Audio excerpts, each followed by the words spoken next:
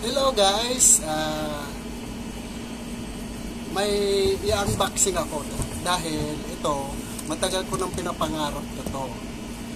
Lagi ko na lang add cart, tapos hindi ko mabili-bili kasi hindi po siya, hindi siya discount.